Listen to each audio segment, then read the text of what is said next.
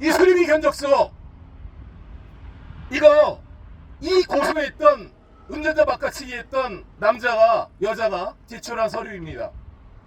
이 수리비 견적서는 날짜가 입고 날짜가 10월 16일이에요. 10월 15일날 사고가 났으니까 16일날 이렇게 입고를 했죠. 부품 적용은 10월 17일날 했네요. 근데 이 사고 날짜가 언제로 되어 있는 줄 아십니까? 22년 1월 28일로 되어 있어요. 사고 날짜가 1월 15일이 맞거든요. 10월 15일이 맞는데 1월 28일 날로 해놨습니다. 왜 그러냐면 이렇게 해서 저에게 돈을 받았어요. 이 사람들이 요구했던 걸 다 줬습니다. 수백만 원을 줬어요. 1000만 원도 안 된다고 그래요. 1000만 원으로도 안 되고 그 이상을 달라고 그랬습니다. 그 자체가 공갈이 아니고 무엇입니까?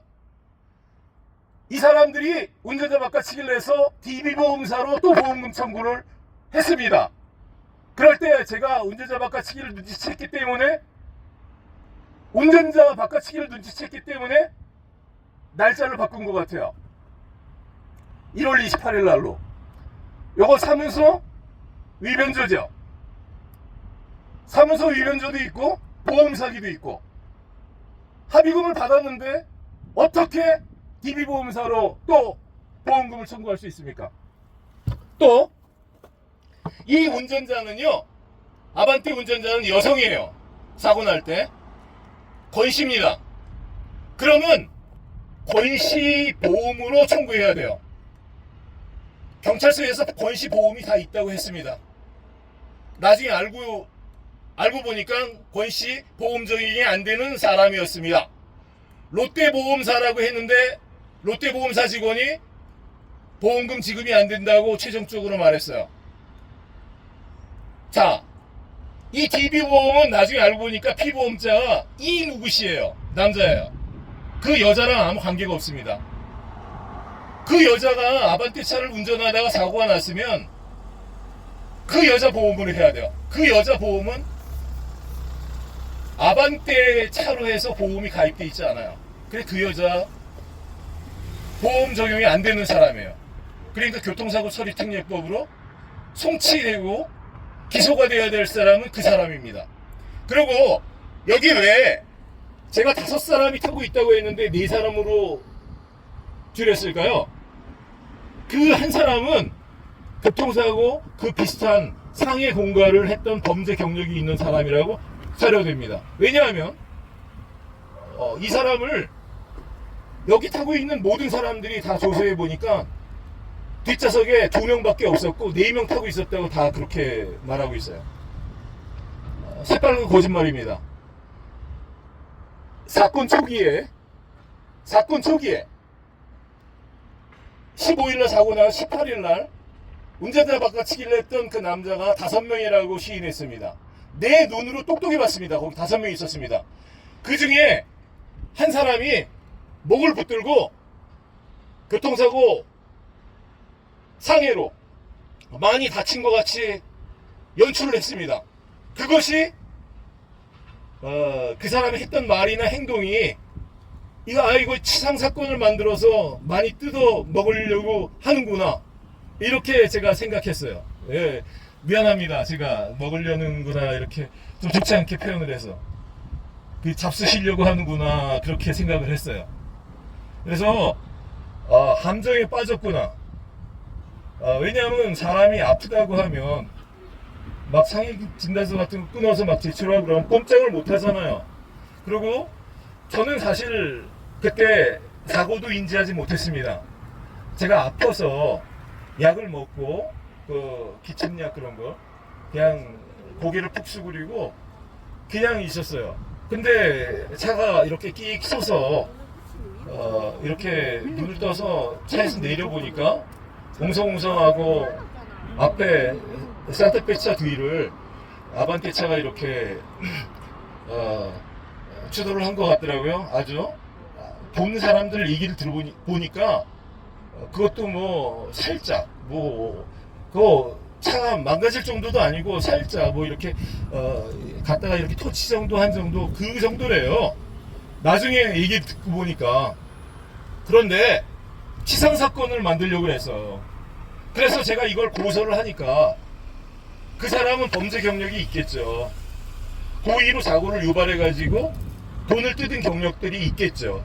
그리고 이 남자도 제가 알고 싶어서 안 게 아니라 뭐 그쪽 증거 서류 같은 데 보니까 이 사람이 보험회사도 제가 물어보고 또 증거 서류에 있는 것도 보고 조서에 있는 것도 종합해서 봤을 때 이 사람이 22년도 한 해에만 5건 사고를 냈습니다. 1월 달에 2건. 제가 확인한 것만. 요것도 1월 달이라고 그랬잖아요. 1월 달에 1월 28일, 1월 10 며칠을 날 또 한 건이 있었어요. 서류를 봤습니다, 제가. 그것도 끼어들기 사고더라고요. 이거 비슷한 사고예요. 우리는 앞지르기인데 그건 끼어들기로 돼 있어요. 뭐 임자를 만났나 보죠. 그렇게 덮어 씌우려고 하다가 경찰서까지는 간 것 같아요. 동일 수법입니다, 그거. 그래서 대구 서부 경찰서인가 그럴 거예요. 거기에 이렇게 올라가 있더라고요. 그래서 이 사람이 9월 달에도 있고 사고가, 저희 이 사고는 10월 15일 날 있고 여러 건이 있어요. 22년만. 근데 이런 공갈은요, 경찰서까지는 안 가고 옆에 가서 톡 치고 무슨, 그러면 사람들이 그 큰 금액이 아니면 돈을 주고 끝나거든요. 그런 걸 이용하는 거죠. 예를 들어서 술 먹은 사람이라든지 그런 사람들 뒤따라가서 톡 부딪힌다든지 그런 거 같아요. 그렇지 않으면 어떻게 이렇게 돈을 받고 또 보험료를 청구하겠습니까? 날짜를 변경해서. 그리고 우연치고 너무 하잖아요. 그 한 해 동안 5건씩이나 사고가 납니까? 계속? 그 전달에도 나고 1월 달에 2건 나고, 그거 내가 아는 거지. 경찰서 가지 않고 길에서 돈 받고 끝난 건 분명히 있다고 생각합니다. 왜 내가 이렇게 생각하냐면, 여기 한 사람은 교통사고 상해를 주장했어요.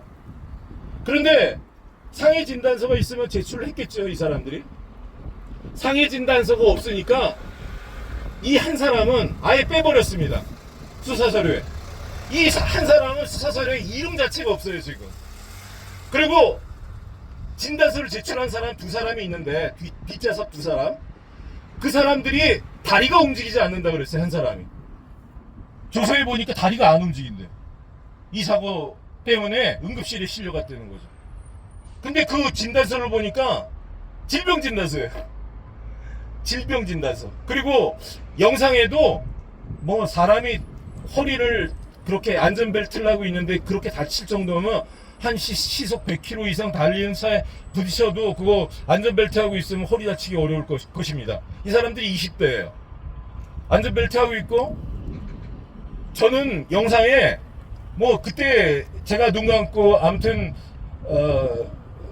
사고를 인지하지 못하고 그 전후 장면을 보지 못했지만, 내가 나중에 영상을 보니까 이거 뭐 영상에 부딪힘 자체가 나오지 않아요. 부딪혔다면 꽝 하는 굉음도 나고 차가 흔들리고 그래야 되잖아요, 블랙박스. 전혀 없습니다. 지금 그 영상이 통영지청에 있습니다. 통영지원에 또 사건을 만들어서 이렇게 시민을 전국으로 뺑뺑이를 돌리고 있는 것입니다.